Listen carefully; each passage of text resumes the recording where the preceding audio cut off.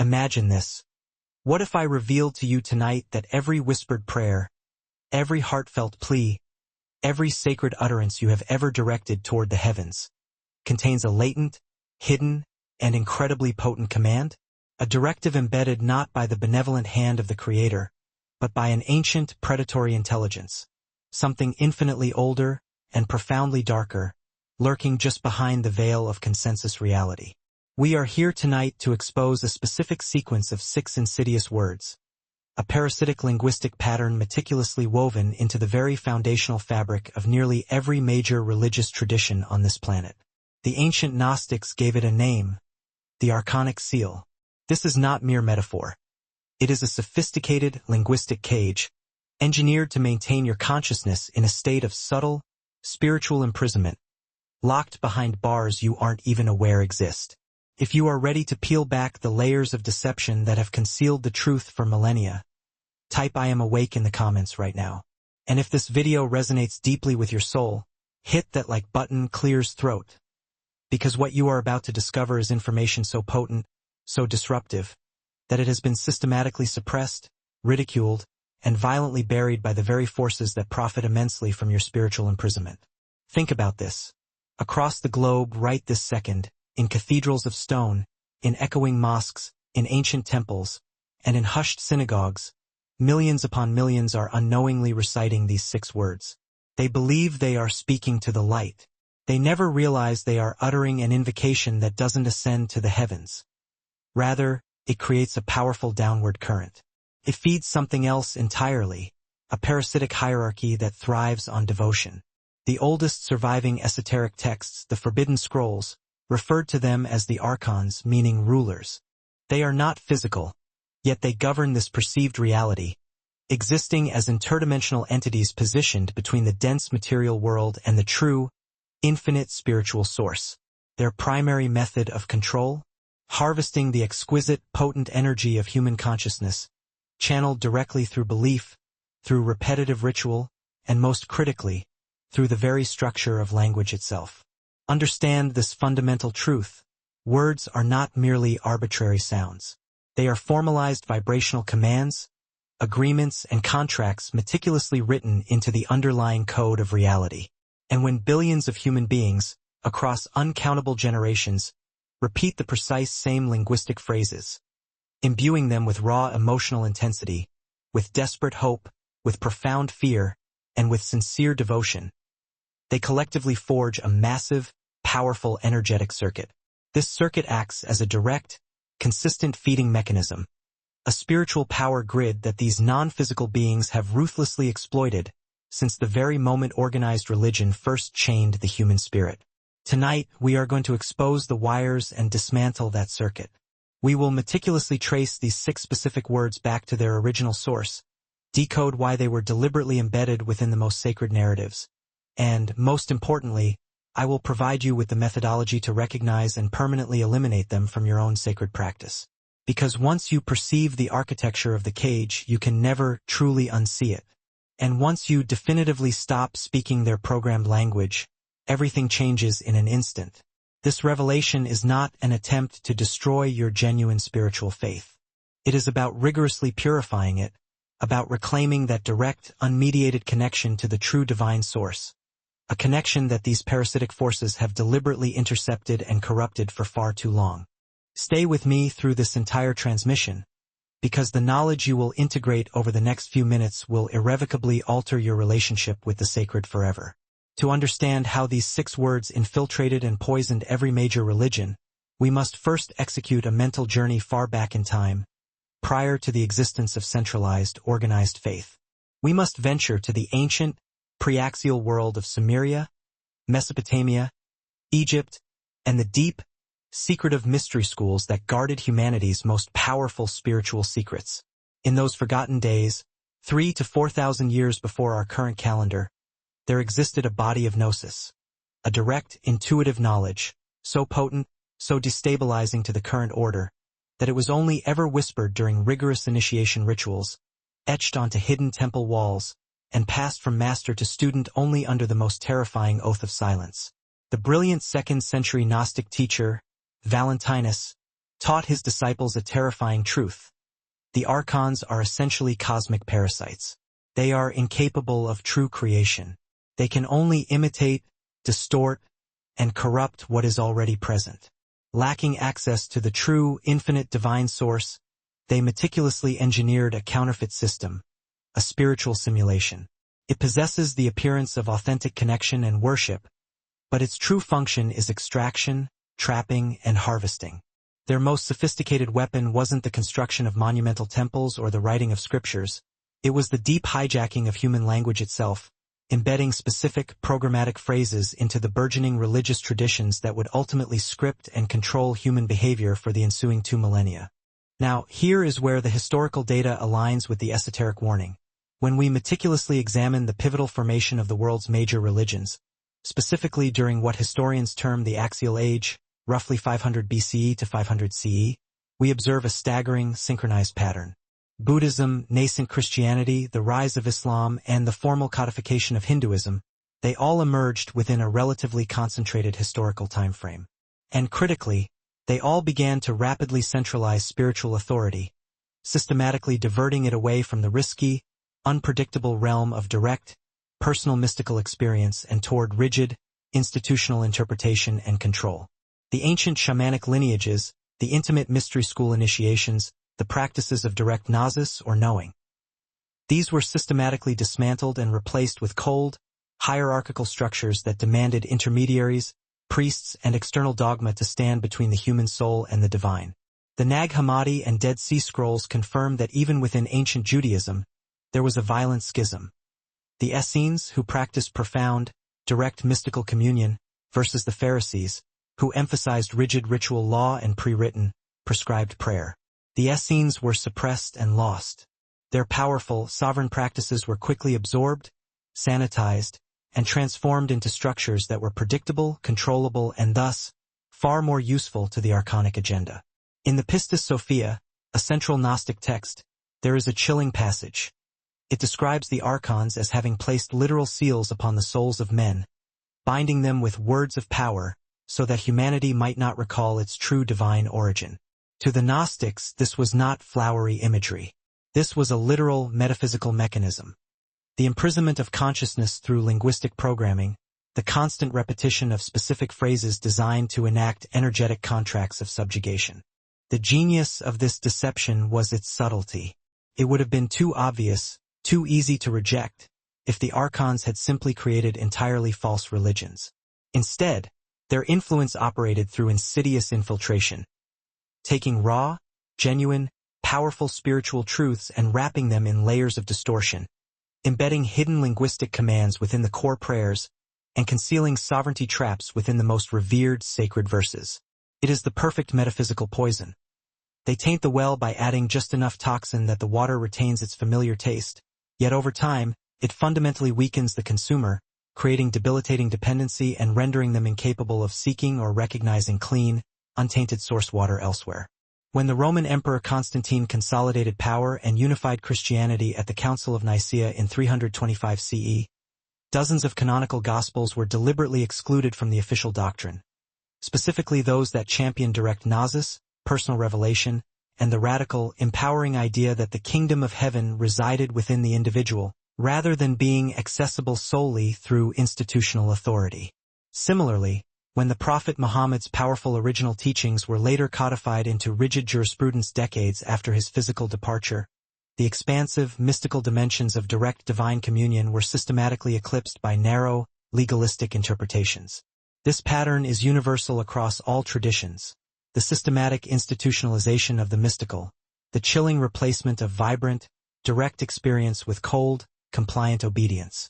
The 6 words we are finally ready to examine appear in cosmetically different formulations across every single one of these traditions, but their deep vibrational signature, their inherent energetic function, remains identical and consistent. They are constructs designed to establish total dependency. They function by externalizing your innate spiritual power. They meticulously position the speaker as fundamentally subordinate to external, invisible forces that have deliberately misrepresented their true identity.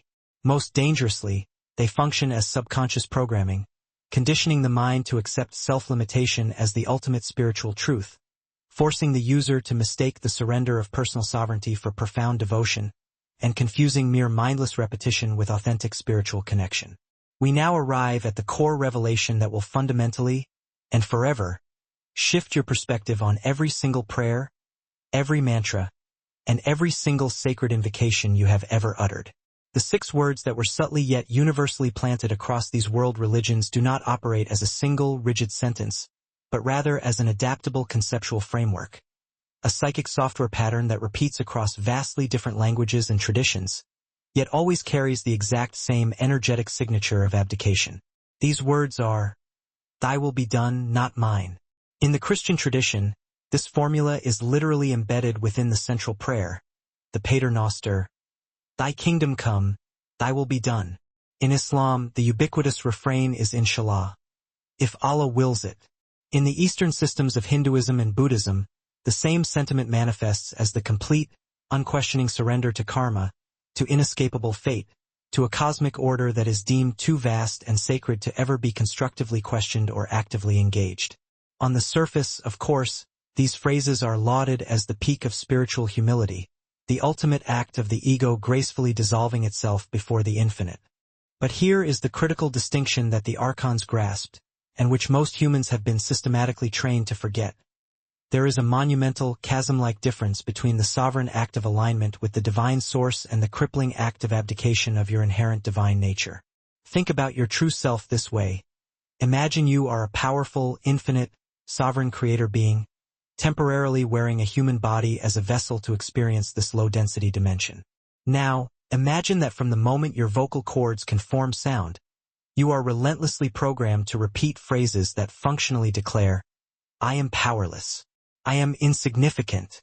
I have no personal will worth mentioning before external authority." What is the energetic fallout when billions of awakened souls repeat this specific programming thousands of times across their lives? Imbuing it with tears, desperation, and fervent hope, they create a continuous, global energetic broadcast, a massive signal screaming, "I am powerless. Come rule me. Please decide my destiny for me. I hereby surrender my sovereignty." The Gnostic text known as the Reality of the Rulers describes how the archons engineered a profound trance upon Adam, a spiritual amnesia, and fabricated the story of Eve from his rib as a deliberate distortion of the original creation event. The true forbidden fruit was never mere knowledge. It was the potent, revolutionary remembering that you are, fundamentally, a creator, that your sovereign consciousness is the primary force shaping reality, and that you were never meant to grovel before any external authority, but rather to recognize other true beings as peers or, in the case of the archons, as inferior parasitic entities masquerading as gods. Let us dissect the 6-word formula, breaking down each component to understand its precise function in the archonic architecture. Thy will. This specific construction completely externalizes the source of divinity. It deliberately relocates the center of power, wisdom, and decision-making outside of your being, placing it with an unknowable, unreachable other. Now, your small, human ego is indeed not who you truly are, and God is certainly greater than that ego. But crucially, the "thy will" addressed in the archonic framework is not referring to the true, unconditional infinite source. It refers instead to the will of the entities who have strategically positioned themselves as necessary intermediaries between humanity and the authentic divine. These are the beings who aggressively demand worship, who require submission, who threaten eternal punishment, and who exhibit every characteristic of narcissistic tyrants, rather than the boundless, unifying force of unconditional love. The true divine source never requires your groveling submission. It invites, encourages, and demands your active collaboration. It does not demand that you erase your unique, divine will. It asks that you align that will with the highest, most expansive good, which is explicitly inclusive of your own spiritual flourishing. The foundational Hermetic principle, as above, so below, was never about hierarchy or tyranny. It was about sacred fractals, illustrating how the divine pattern exists flawlessly at every scale, including profoundly within the temple of your own being. When you mechanically utter thy will, you unconsciously agree that the pattern above is superior, and your pattern below is inherently flawed, thereby shattering the sacred hermetic mirror. Be done. These two words vibrate with the crippling frequency of pure passivity, of perpetual waiting, of being acted upon rather than being the active agent. In the deep mystery schools, initiates were taught the radical truth that consciousness fundamentally creates reality, that focused attention collapses quantum possibility into tangible manifestation. This is the divine artist's paintbrush within you. But Be Done programs your neurological hardware to wait patiently for an external force to act, to shape, to decide your destiny. It actively trains you to be a powerless observer of your own existence, rather than the author of your unfolding narrative. Contrast the linguistic wait. Be Done is passive voice. Something happens to you. I create, I align, or I co-create is active voice. You are the sovereign agent of change. The archons understood that language is the ultimate mind-shaping technology. Passive language inevitably creates passive people. People who wait endlessly for salvation, who require external permission, who seek validation before they dare claim their inherent power. Not mine. This is the final, most devastating seal, the ultimate act of energetic negation. With these final two words, you literally vocalize and speak into existence the profound denial of your intrinsic divine authority. You are proclaiming that your inner guidance, your innate knowing, your direct, luminous connection to Source, is somehow fundamentally wrong, corrupt, or dangerously untrustworthy. You have just agreed that you cannot trust yourself, that your inner voice is deceptive, and that you are in perpetual need of an external intermediary, a priest, an institution, or an invisible entity, to dictate what is true and what your will should be. This is the precise mechanism by which the archonic control system maintains its power, by convincing sovereign, divine beings that they are merely powerless sinners, that their natural, creative impulses are inherently evil, and that their direct, internal knowing is nothing more than delusion. Once you accept and state "not mine," you have willingly handed over the keys to your entire conscious domain. The ancient mystics knew a foundational truth that has been meticulously obscured. You are not a fragment, separate from the divine. The drop is not separate from the ocean. It is the ocean, temporarily experiencing itself as a distinct wave. When Christ declared, "I and the Father are one," he was not establishing a claim of unique status. He was radically exposing the inherent truth about all consciousness. When the Upanishads declare Tatum Asi, thou art that, they are not offering philosophical poetry. They are offering a literal declaration of existential fact. You are the divine, experiencing its infinite self through the filter of your unique, precious, sovereign perspective. Now, let's go even deeper into the insidious nature of this deception and how these 6 words appear in forms you likely have never recognized as the same trap. The archonic infiltration was far more sophisticated than merely planting one phrase into one prayer. They understood cultural diversity requires tailored weapons. Thus, they planted the identical energetic virus into multiple linguistic containers, each perfectly customized for the specific philosophical psychology of different traditions. In Buddhism, you will not find "thy will be done" explicitly, but you encounter something functionally and energetically identical: the doctrine of complete ego annihilation, the idea that the individual self is an illusion to be brutally destroyed rather than lovingly transcended. There is genuine truth in recognizing that your ego is not your essence. But the archonic distortion weaponizes this truth. Instead of teaching you how to expand beyond the ego while retaining your powerful, sovereign consciousness, it teaches you that the mere act of desiring, choosing, or asserting anything is, in itself, a spiritual failure. The hidden phrase becomes, "Not my will because I have no real self." See how the exact same control trap operates under profoundly different philosophical clothing. In the Islamic tradition, the perpetual invocation of Inshallah, if God wills, presents outwardly as an act of beautiful, graceful surrender. And in its purest form, it is an honorable acknowledgement of uncertainty, a genuine expression of humility before the vastness of existence. But observe the chilling effect this has in real-world, daily practice. It becomes a systemic mechanism to avoid personal responsibility, to perpetually defer bold decision-making, and to wait passively for fate to unilaterally unfold. I didn't secure the new job. Inshallah. The illness didn't heal despite my efforts. Inshallah. The phrase serves as a psychic buffer, an impenetrable wall erected between you and your creative power, preventing the hard, crucial question from ever being asked. What is my active role in deliberately shaping my reality? What inherent power do I carry that I am constantly refusing to acknowledge? The Sufi mystics, the esoteric heart, the Gnostics of Islam, understood this vital distinction with stunning clarity. Rumi did not compose his eternal poetry about being a powerless, fearful speck before an angry, judging despot. He wrote about ecstatic divine union, about becoming the pure instrument through which the beloved plays celestial music, about the human being as the very tangible hands and eyes of God operating directly within this world. That is collaboration. That is courageous co-creation, not negation of self. Here is where the revelation becomes truly revealing. Examine the precise, high-stakes moment these negation phrases appear in the sacred narratives.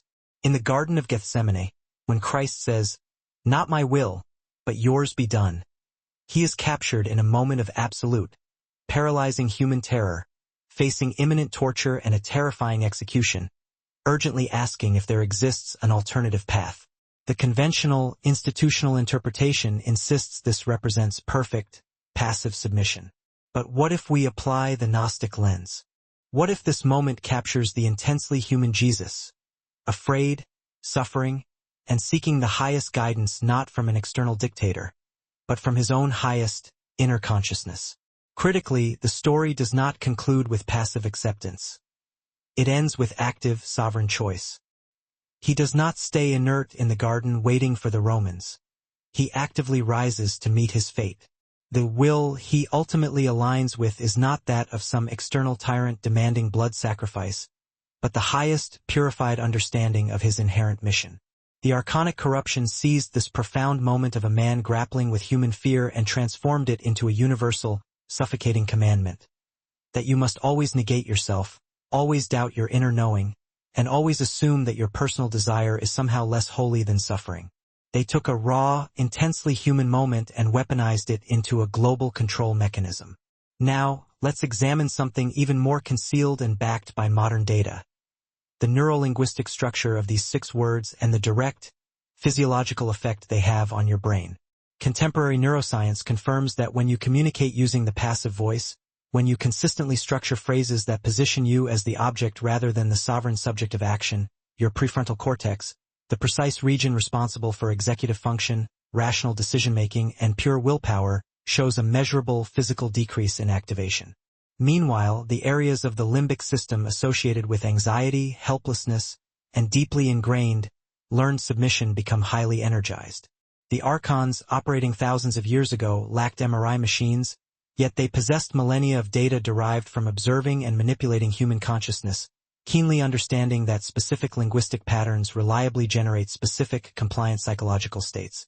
By embedding these passive, self-negating phrases into humanity's most repetitive and emotionally charged prayers, uttered every morning, in moments of crisis, at births and at deaths, they ensured that generation after generation would be neurologically programmed into a state of structural helplessness. But here is what they could never fully extinguish. Human consciousness is fundamentally resilient, infinitely adaptive, and intrinsically sovereign. Throughout all history, awakened mystics have recognized and located this trap, formulating powerful ways to navigate around it. The Cathars in medieval France, who openly taught direct knowing and Gnostic truths, were brutally exterminated by the Catholic Church. Hermetic practitioners across Renaissance Europe encoded their knowledge deep within impenetrable symbols and allegories. The Zen masters of the Far East meticulously created the koan, paradoxical, often absurd riddles specifically engineered to shatter the mind's reliance on programmed linguistic patterns and forced deference. There is a famous Zen story where a student asks the master, "What is the Buddha?" The master replies, "Buddha is a dried piece of shit stick." This is not casual blasphemy. It is pure surgical shock treatment, a powerful technique to break the reverential, submissive relationship to the externalized authority that organized religion had painstakingly created. It is the radical declaration that the divine is not some demanding authority up there requiring your prostration. It is here, now, in the very core of your being, present even in what you have been taught to consider the lowest and most profane aspect of existence.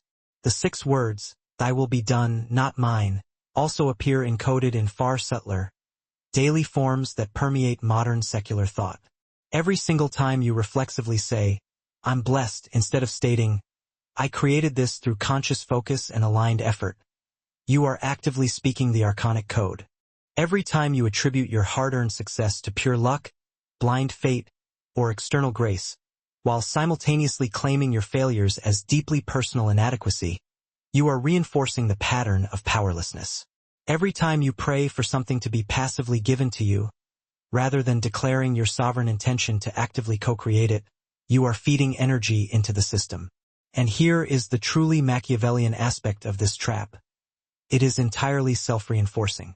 Once you have internalized the belief that your inherent will is corrupt and the external will is holy, you interpret every life event solely through that limiting lens. Good fortune descends?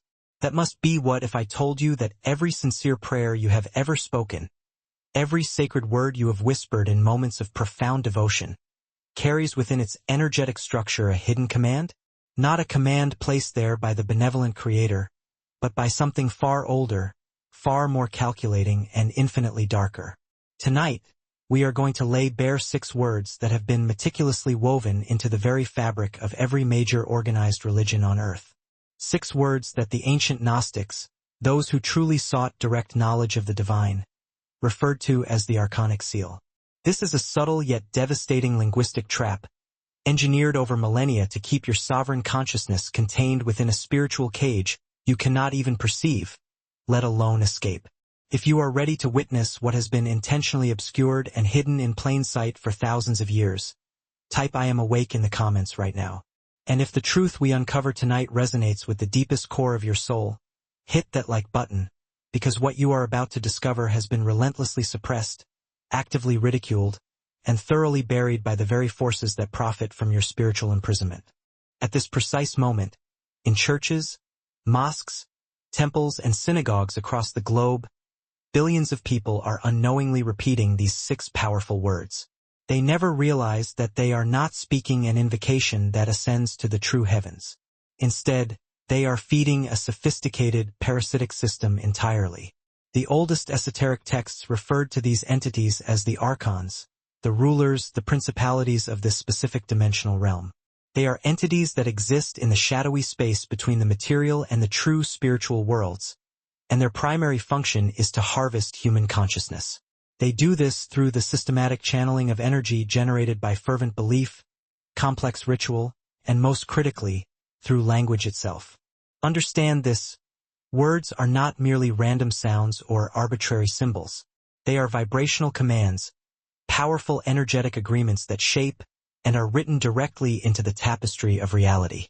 When billions of human beings, across countless generations, repeat the same phrases with intense emotional fervor, with desperation, with hope, with fear, they establish an energetic circuit. This circuit becomes a self-sustaining feeding mechanism that these parasitic beings have skillfully exploited since the very moment organized religion first consolidated power. Tonight, our mission is to overload and permanently break that energetic circuit. We are going to trace these 6 words back to their original source, understand the precise psychological reason why they were embedded so deeply into sacred texts, and most importantly, I am going to show you the precise mechanism for recognizing them and eradicating them from your own spiritual practice. Because once your eyes truly behold the design of the cage, it becomes impossible to forget it. And once you completely stop speaking the archon's language of control, the trajectory of your existence changes irrevocably. This is not about the destruction of genuine faith. Quite the opposite. This process is about purifying your connection, about reclaiming the direct, unmediated bond with the true divine that these parasitic forces have intercepted and distorted for far too long. Stay with me through this entire revelation, because the knowledge you gain in the next few minutes will fundamentally and permanently alter your relationship with the sacred. To fully grasp how these 6 specific words successfully infiltrated every major global religion, we must first journey back to a time long before any organized, centralized faith system existed. We must return to the ancient world of Mesopotamia, the mystical knowledge of Egypt, and the secretive mystery schools. These schools were responsible for guarding humanity's most profound and dangerous spiritual secrets. In those ages, roughly 3,000 to 4,000 years ago, There existed a body of knowledge so intensely powerful that it was only ever whispered in sacred initiation chambers, carved in hidden hieroglyphs upon temple walls, and passed directly from the master to the chosen student under the strictest oath of silence. Valentinus, the renowned Gnostic teacher who flourished in the 2nd century, taught his disciples that the archons, by their very nature, were incapable of true creation. They could only imitate, corrupt, and plagiarize. Lacking access to the pleroma, the true, infinite divine source, they constructed an elaborate counterfeit system, a simulated reality of spirituality that gives the appearance of connection and transcendence, but whose actual function is sophisticated energetic extraction. Their most brilliant, insidious innovation was not the construction of grand temples or the writing of voluminous scriptures, but the subtle hijacking of human language itself, embedding specific, powerful phrases into the nascent religious traditions that would ultimately program the consciousness of humanity for the subsequent 2 millennia. Now, here is the truly fascinating historical synchronicity. When we critically examine the period of the major world religions' formation, specifically between 500 BCE and 500 CE, what historians refer to as the Axial Age, we observe a remarkable pattern. Buddhism, Christianity, Islam, and the structured codification of Hinduism all emerged during this relatively narrow historical window, and they all began to systematically centralize spiritual authority, moving it away from the direct, personal mystical experience, gnosis, and toward institutional interpretation and hierarchical control. The ancient shamanic traditions, the personal revelation inherent in the mystery schools, and the practices of direct gnosis were systematically dismantled and replaced with rigid, hierarchical structures. These new systems invariably required intermediaries, priests, imams, rabbis, standing between the individual human being and the divine. The Dead Sea Scrolls, discovered around the same time as the essential Nag Hammadi texts, starkly reveal that even within early Judaism, competing spiritual factions existed. There were the Essenes, who prioritized direct mystical communion and inner revelation, and the Pharisees, who emphatically emphasized ritual law and prescribed, externalized prayer. The Essenes were marginalized and ultimately lost the power struggle. Their profound practices were absorbed, sanitized, and transformed into something far more controllable, more predictable, and far more useful for the archonic agenda of energy harvest. In the Pistis Sophia, another critical Gnostic text, there is a chilling passage describing how the archons deliberately placed seals upon the souls of men and bound them with words of power that they might not know their true origin. To the Gnostics, this was not flowery metaphor.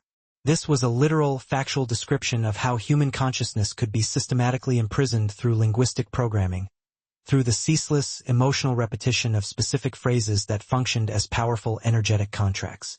The true brilliance of the deception was not creating entirely false religions. That would have been too crude and too easily rejected. Instead, the archonic influence worked through infiltration and distortion. They took genuine spiritual truths and wrapped them in suffocating layers of misdirection, embedding precise commands within the most sacred prayers and hiding insidious traps within holy verses. It is akin to poisoning a spiritual well by adding just enough toxin that the people don't immediately notice the foul taste, but over time it gradually weakens their spiritual sovereignty, makes them dependent upon the institutions for survival, and renders them utterly incapable of seeking clean, unadulterated water elsewhere. When the Emperor Constantine unified and institutionalized Christianity in 325 CE, at the Council of Nicaea, dozens of existing Gospels were forcefully excluded from the official canon. Specifically targeted were those texts that emphasized direct gnosis, personal revelation, and the dangerous idea that the kingdom of heaven was within, rather than accessed through institutional authority and obedience.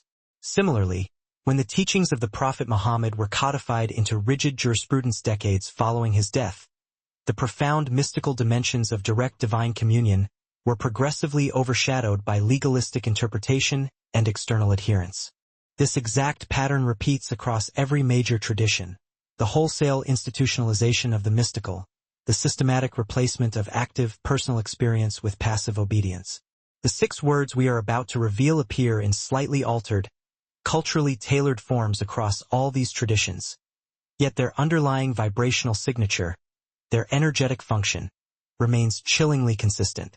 They are designed to create dependency. They externalize your inherent power.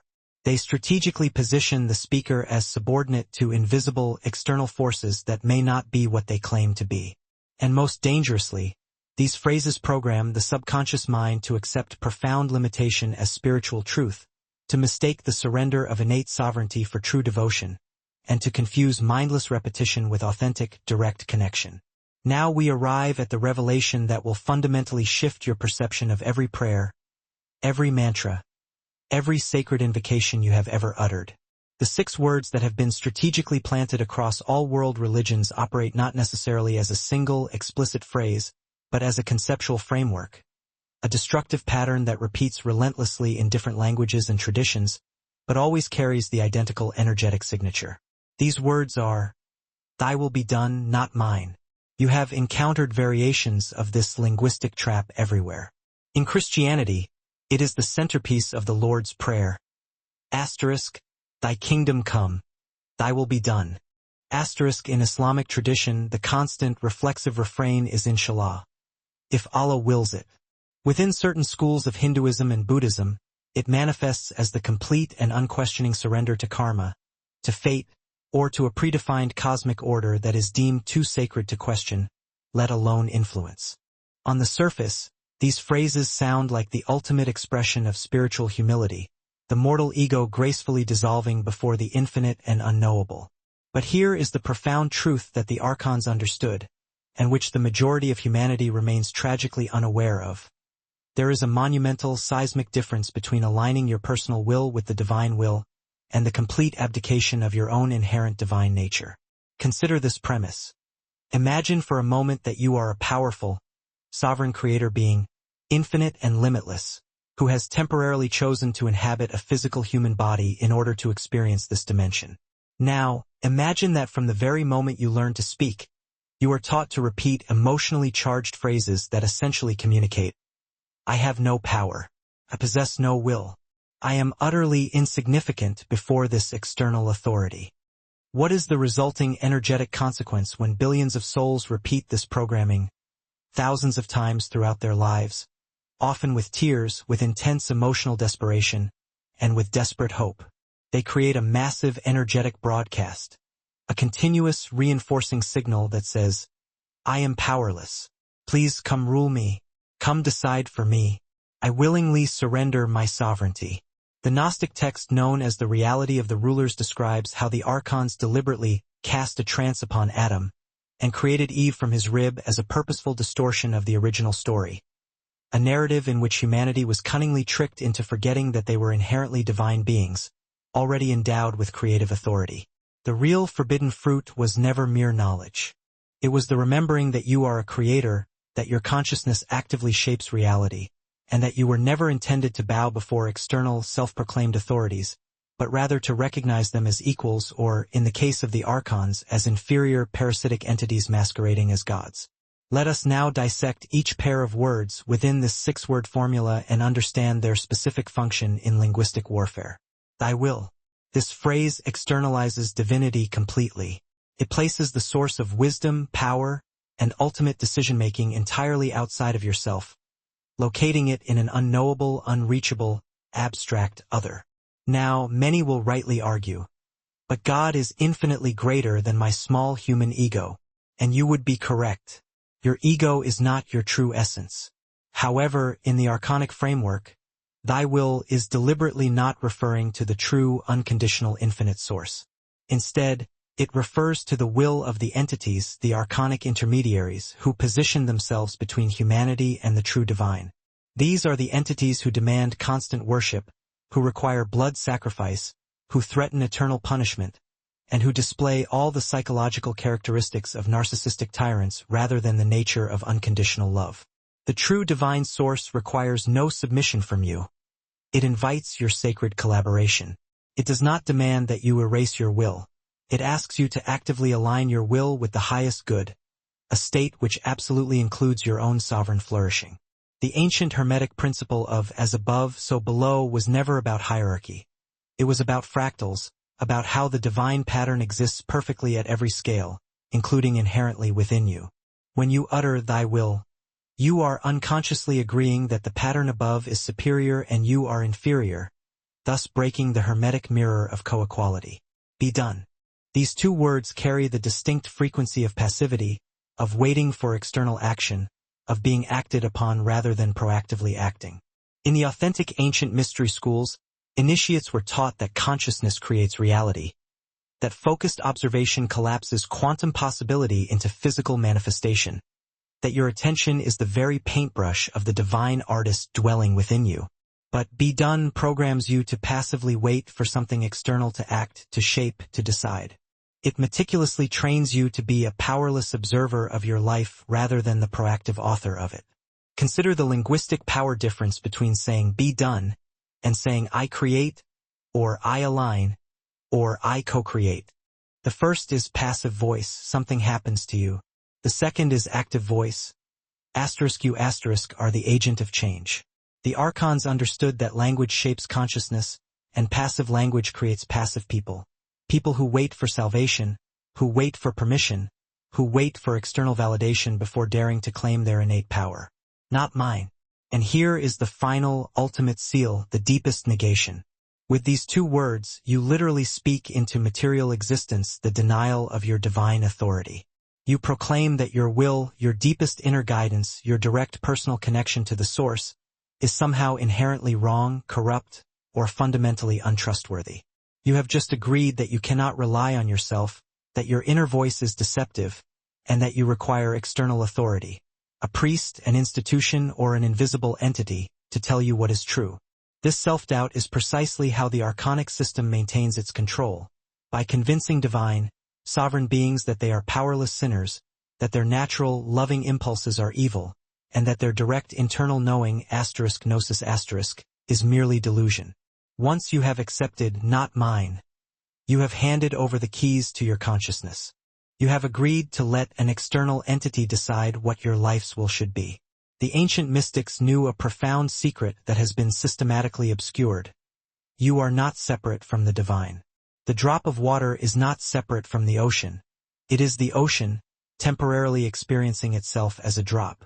When Christ boldly stated, I and the Father are one, he was not claiming a unique, exclusive status. He was revealing the truth about all consciousness. When the Upanishads declare Tat Tvam Asi, thou art that, they are not being poetic. They are being profoundly literal. You are the divine experiencing itself through the unique, irreplaceable filter of your individual perspective. Now, let's go even deeper into why these 6 words are so insidious, and how they appear in different cultural forms you may not have recognized as the same trap. The archonic infiltration was far more sophisticated than simply inserting a single phrase into one prayer. They understood that humanity is diverse and that different cultures require tailored approaches. So they planted the same energetic virus, the negation of sovereign will, in multiple linguistic containers, each perfectly designed for the psychology of different traditions. In Buddhism, you will rarely find "thy will be done" explicitly, but you will find something functionally identical. The concept of complete ego annihilation, the idea that your individual self is an illusion to be destroyed rather than transcended and expanded. There is, of course, profound truth in recognizing that your ego is not your essence. But the archonic distortion takes this truth and weaponizes it. Instead of teaching you to expand beyond the ego while retaining and utilizing your sovereign creative consciousness, it teaches you that wanting anything, choosing anything, or asserting your individuality is a spiritual failure. The hidden phrase becomes, not my will because I have no real self to begin with. Observe how the same trap operates perfectly under a completely different philosophical cloak. In the Islamic tradition, the constant invocation of Inshallah, if God wills, appears, in its purest form, as beautiful surrender, an acknowledgement of uncertainty and humility before the vastness of existence. But notice what happens in daily, practical application. It frequently becomes a linguistic mechanism to avoid personal responsibility, to defer decision-making, and to wait passively for fate to unfold. I didn't get the job. Inshallah. The illness didn't heal. Inshallah. The phrase becomes a psychological and energetic buffer between you and your creative power. A convenient way to avoid asking the harder, sovereign questions. What is my role in shaping my reality? What inherent power do I carry that I am currently not acknowledging? The Sufi mystics, who were essentially the Gnostics of Islam, understood this distinction perfectly. Rumi did not write poetry about being a powerless speck before an angry, judging external deity. He wrote about divine union, about becoming the instrument through which the beloved plays music, about the human being as the very hands and eyes of God in this world. That is collaboration. That is co-creation, not the negation of self. Here is where the archonic editing becomes truly revealing. Examine the moment these phrases appear in the sacred texts. In the Garden of Gethsemane, when Christ says, "Not my will, but yours be done," he is in a moment of absolute, agonizing human terror, facing torture and death, and asking the universe if there is any other way. The conventional interpretation dictates that this represents perfect, passive submission. But what if we read it through the lens of gnosis? What if this moment captures the human Jesus, afraid and desperately seeking internal guidance? The crucial point is that the story ends not with passive acceptance, but with active, conscious choice. He does not stay rooted in the garden, waiting passively to be arrested. He actively goes forth to meet his fate. The will he aligns with is not some external tyrant demanding blood sacrifice, but his own highest understanding of his mission. The archonic corruption took this intensely human moment of a man grappling with fear and transformed it into a universal commandment. You must always negate yourself, always doubt your inner knowing, and always assume that what you want is somehow less holy than suffering. They took a moment of profound human struggle and turned it into an essential control mechanism. Now, let's examine something even more concealed: the neural-linguistic structure of these 6 words and the direct effect they have on your brain. Neuroscience has conclusively discovered that when you habitually speak in the passive voice, when you use phrases that position you as the object rather than the subject of action, your prefrontal cortex, the area responsible for executive function, decision-making, and willpower, literally shows decreased activation. Simultaneously, the neural pathways associated with anxiety, helplessness, and learned submission light up. The archons did not possess MRI machines, but they possessed millennia of observation of human consciousness, and they understood perfectly that certain linguistic patterns create predictable psychological states. By embedding passive, self-negating phrases into the most repeated prayers spoken morning and night, in moments of crisis, at births and at deaths, they ensured that generation after generation would be neurologically programmed into a state of spiritual helplessness. But here is the single thing they could not fully control. Human consciousness is fundamentally resilient, infinitely adaptive, and ultimately sovereign. Throughout recorded history, mystics and Gnostics have awakened to this specific trap and found ingenious ways around it. The Cathars in medieval France taught direct knowing and were subsequently exterminated by the Catholic Church. The Hermetic practitioners of Renaissance Europe encoded their knowledge in intricate symbols and complex allegories. The Zen masters created koans, paradoxical riddles specifically designed to shatter the mind free from programmed linguistic patterns. There is a famous Zen story where a student asks the master, "What is Buddha?" The master replies, "Buddha is a dried piece of shit." This is not blasphemy. It is shock treatment, a violent, deliberate way to shatter the reverential, submissive relationship to external authority that organized religion had created. It is the statement that the divine is not sequestered up there requiring your prostration. It is here now, even in the very things you have been taught to consider the lowest and most profane. The 6 words, "Thy will be done, not mine," also appear encoded in much more subtle, mundane forms. Every time you say, "I'm blessed," instead of, "I actively created this," you are speaking the code. Every time you attribute your success to luck, fate, or external grace, while claiming your failures as personal inadequacy, you are powerfully reinforcing the archonic pattern. Every time you pray for something to be given to you, rather than declaring your intention to co-create it and bring it forth, you are feeding the system. And here is the most sophisticated aspect of this trap. It is entirely self-reinforcing. Once you have accepted the belief that your will is corrupt and the external will is holy, you interpret every moment through that restrictive lens. Good things happen, that's God's will rewarding your submission. Bad things happen, that's God's will testing you, punishing you, or mysteriously working in ways you cannot possibly understand. You never, ever consider the third sovereign option, that you are a powerful, creative being whose consciousness fundamentally shapes reality, and you are receiving exactly what you are broadcasting energetically through your passive beliefs, your language, and your emotional patterns. The ancient Egyptians had a concept called Heka, divine magic, and they profoundly understood it as the power of declarative words to shape reality. Their hieroglyphs were not merely communication. They were literal invocations, commands to the fabric of existence. When a pharaoh spoke his name, he was asserting his existence into reality. The power of the spoken word was so vital that in the Book of the Dead, the deceased had to speak the correct phrases to navigate the afterlife. Not because external judges demanded it, but because consciousness itself responds to declaration and sovereign intent. This powerful knowledge was stolen, inverted, and weaponized. Instead of teaching you that your words shape reality, religion taught you to repeat their words, their spells, their incantations, all meticulously designed to shape you into compliance, into energetic food, into a being who generates the worship, fear, and supplication that feeds entities who could not access the true divine source directly. So they position themselves as the necessary intermediaries to harvest the sacred energy that flows through you. Now comes the most crucial part of this transmission. What do you actually do with this knowledge? Because understanding the cage merely reveals the structure. Only action, only consistent practice, only the deliberate rewiring of your linguistic and energetic patterns can break these chains that have been forged over millennia. Tonight, you are going to learn the exact techniques that mystics, Gnostics, and fully awakened beings have used throughout history to reclaim their sovereignty and establish direct, unmediated connection with the true divine source, bypassing the archonic interference entirely. First, we must engage in what I call the purification audit.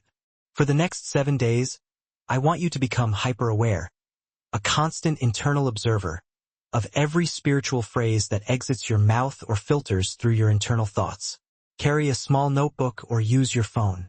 Every time you catch yourself saying or thinking phrases like, if it's meant to be, God willing, thy will be done, I'm blessed, or please grant me, write it down.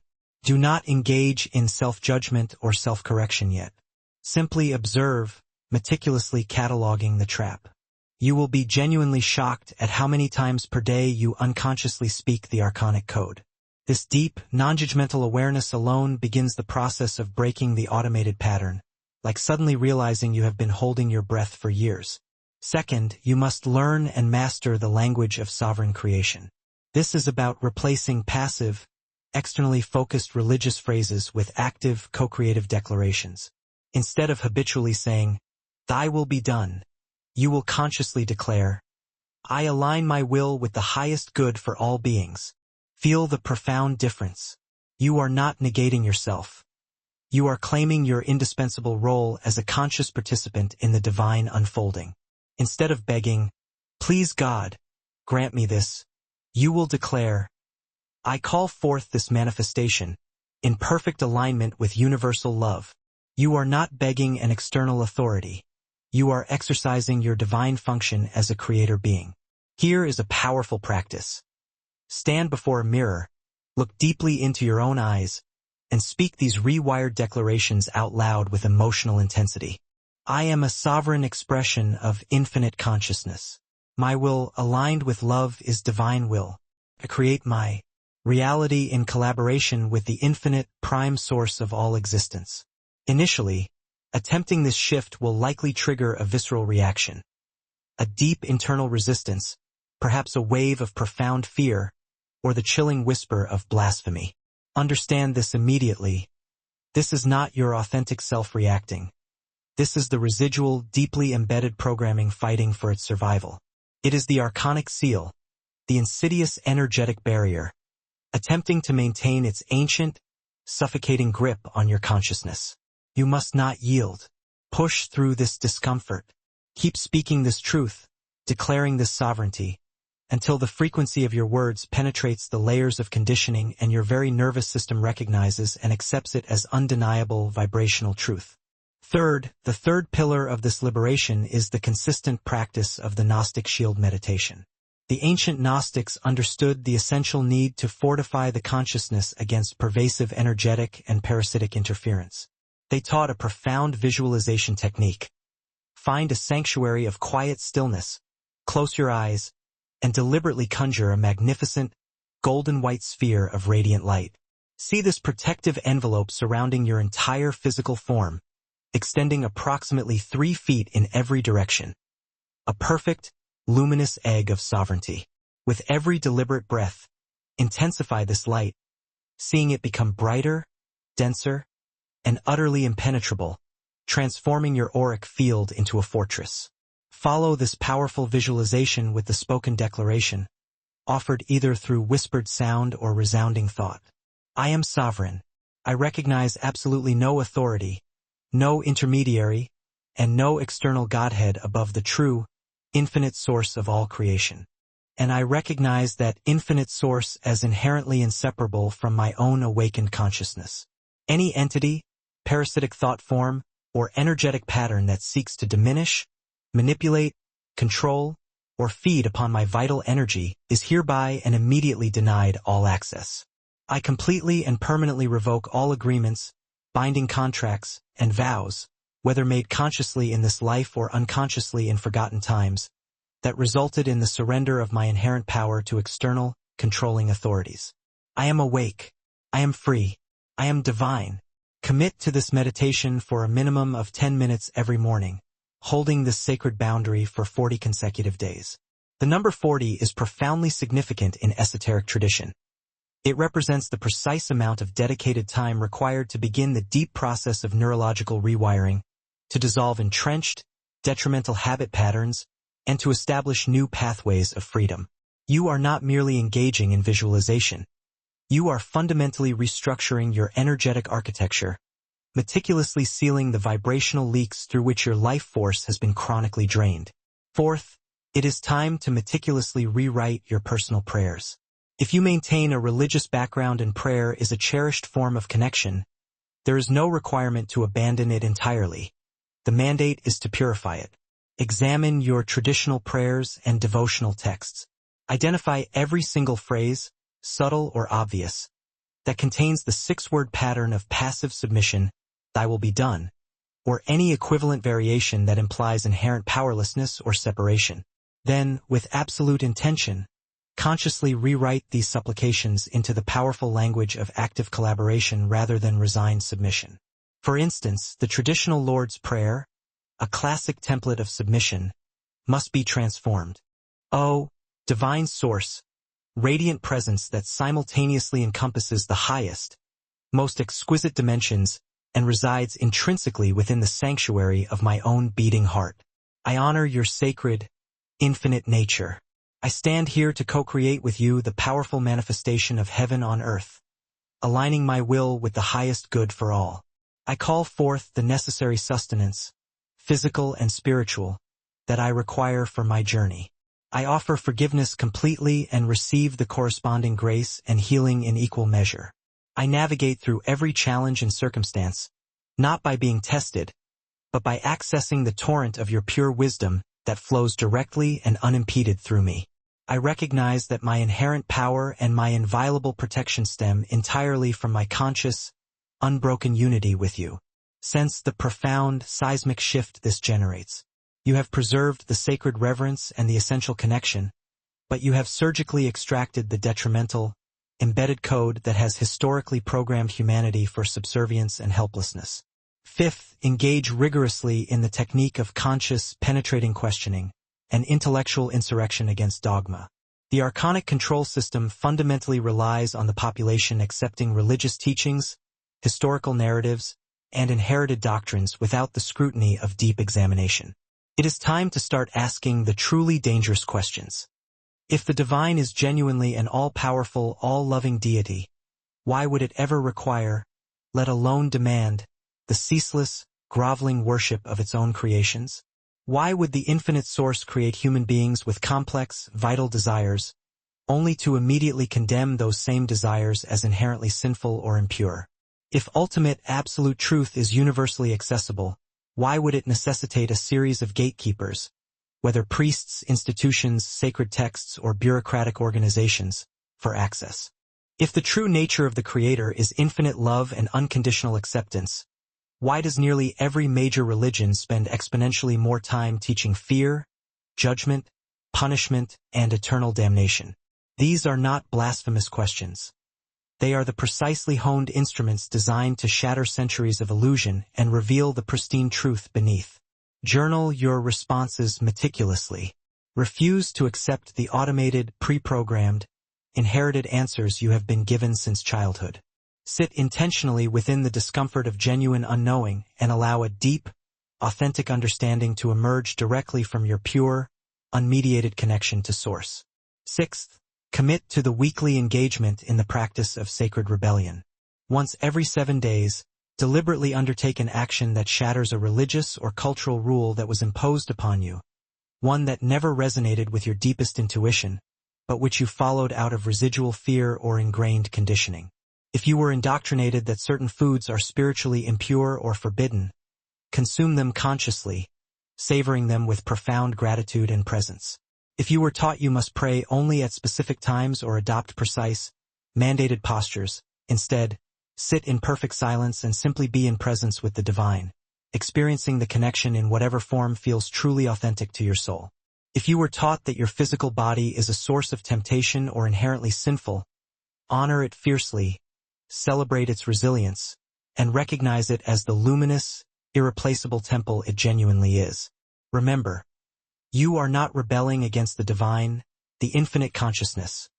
You are strategically rebelling against the manipulative control systems that were cunningly constructed and maintained in the divine's revered name. Finally, you must create and codify your own sovereignty declaration, a powerful personal constitution of spiritual independence that you commit to speaking and embodying regularly. Let this example serve as a potent catalyst for your own deeply personal version. I am an eternal, infinite being of pure light, temporarily contained and experiencing reality through this magnificent human form. I acknowledge the divine source of all creation, and I affirm that this source flows dynamically through me, not merely somewhere remote above me. I forcefully reclaim every quantum of power, every piece of my essence, that I have ever surrendered or ceded to external authorities, whether they are seen or unseen. I trust my inner guidance and intuition implicitly as the resonant voice of my own higher self. I am the sole and conscious creator of my reality through the synergistic power of my consciousness, my spoken words, and my committed actions. I accept full responsibility for my choices and am eternally empowered to change them. I offer genuine love freely and unconditionally, but I will bow to no entity, ideology, or institution that demands fear, suffering, or submission. I am sovereign. I am awake. I am free. Compose your own unique version. Infuse it with your core truths. Make it exponentially powerful. Speak it every single day with increasing conviction until it becomes more visceral and real to you than any outdated, repeating prayer you were coerced into memorizing. These prescribed practices are not merely intellectual exercises or fleeting mental games. They are a declaration of energetic warfare against a deep-seated, sophisticated system that has meticulously controlled the vast landscape of human consciousness for countless millennia. As you embark on this path, anticipate fierce internal resistance, predictable waves of doubt, paralyzing fear, corrosive guilt, and the terrifying internal sensation that you are committing something profoundly and terribly wrong. This is simply the old programming screaming its last battle cry for survival. Push through, but always with deep compassion for the conditioned aspects of yourself, yet with absolute, unyielding commitment to your ultimate freedom. We have journeyed together through perhaps one of the most perilous and, simultaneously, one of the most liberating revelations a soul can encounter. We have reached the understanding that the very linguistic framework you were taught to utilize in your most sacred, vulnerable moments was never designed to facilitate pure connection to the divine, but rather to subtly disconnect you from the inherent divinity residing within you.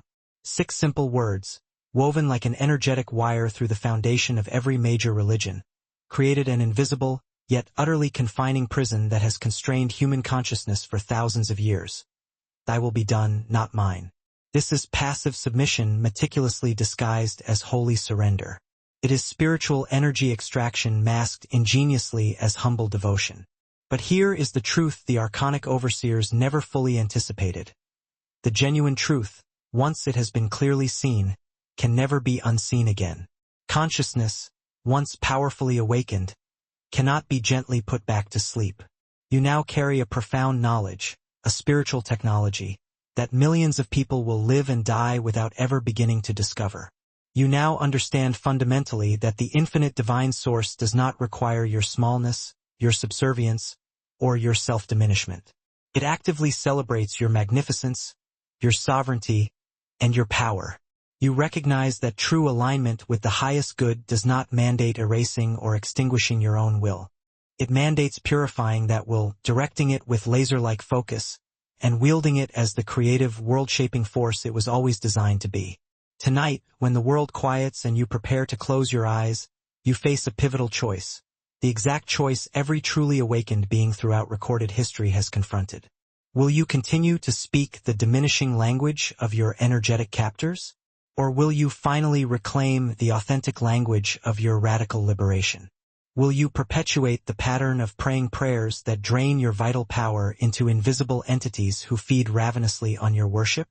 Or will you speak powerful declarations that reclaim your inherent sovereignty and establish direct, crystal-clear communion with the infinite source that exists both boundlessly beyond you and dynamically within the core of your being?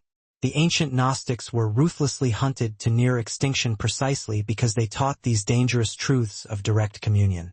The mystics were fearlessly burned as heretics because they flatly refused to bow before controlling intermediaries. The indigenous shamans were carelessly labeled primitive because they maintained raw, immediate access to the spirit world without the need for priests, without restrictive institutions, and without the 6 binding words that seal consciousness into perpetual servitude. Yet, their foundational wisdom survived. It was carefully hidden in arcane symbols, encoded deeply within myths, and meticulously waiting for moments exactly like this one, when a sufficient number of souls were finally ready to hear it, were robust enough to live it, and courageous enough to speak it aloud. So, here is my final, definitive challenge to you. This single action is where everything fundamentally changes. Tonight, before you surrender to sleep, do not utter a single prayer in the old, conditioned way. Don't ask, don't beg, don't plead for aid from external forces perceived as separate from you. Instead, sit down in profound silence. Place your hand gently but firmly over your heart center and simply acknowledge the divine, infinite presence that breathes through you in this very sacred moment. Speak to it not as a distant ruler, but as an equal, a beloved and cherished friend, a magnificent co-creator. Tell the universe exactly what you intend to create, what you consciously choose to experience, and the highest version of yourself you commit to becoming. Feel the undeniable, profound difference surge through your physical body, in your energy field, and in the expanded space surrounding you when you decisively stop diminishing yourself and start fully owning your intrinsic power. And then watch what miraculously happens. Observe how synchronicities flood into your life. Witness the sharpening of your razor-sharp intuition. See opportunities appear, opportunities that were always present, but rendered completely invisible while you were operating from the paralyzing frequency of powerlessness. This is not some arbitrary magic trick. This is pure, vibrational physics. This is consciousness deliberately reclaiming its natural, intended function as the sovereign shaper of reality, rather than remaining the helpless victim of external circumstance. If this message has profoundly awakened something essential within you, if you feel the energetic chains beginning to visibly loosen and dissolve, share this vital revelation with someone else who you know is truly ready for this truth. Not everyone will be receptive. Some individuals find a deeply ingrained, misplaced comfort in their energetic cages, a perceived safety in their established submission. But there are countless others out there right now, searching desperately, agonizingly, for the specific key to their ultimate liberation. And you, in this very moment, might be the one empowered to place that key directly into their outstretched hand. Subscribe to this channel if your soul demands to continue this radical journey into the forbidden knowledge, the suppressed spiritual wisdom, and the dangerous truths that irrevocably set consciousness free. Hit the notification bell fiercely, because the deeper we venture into these mysteries, the more potent the resistance we will inevitably face, both from external, controlling forces and from the programmed, fearful parts of ourselves that fear the responsibility of freedom far more than the familiarity of captivity. And always remember this final, undeniable truth, the one realization that utterly terrifies the archons more than anything else. You were never truly powerless. You were never genuinely separate from the prime source. You were never meant to spend your precious life begging for meager scraps of attention from invisible entities who falsely claim to stand as intermediaries between you and the divine. You are the divine, experiencing its own boundless nature through the magnificent, unique filter of your conscious existence. The kingdom of heaven is not some distant reward you hope to attain when you die. It is a state you consciously create right here, in this moment, with every sovereign choice, every intentional word, and every decisive moment you refuse to speak the archaic language of your imprisonment. The 6 binding words have held humanity spiritually captive long enough. Tonight you stop saying them. Tonight you speak a new, liberating language, the language of conscious liberation, of active co-creation, of unassailable divine sovereignty. And the universe, the true, infinite source that has patiently been waiting for you to remember exactly who you really are, will finally hear your voice with absolute clarity, without the archonic distortion, without the manipulative interference, without the static noise of submission. Welcome home to yourself. Welcome to the full realization of your power. Welcome to the electrifying beginning of your true spiritual awakening. Now go forth and create your reality consciously.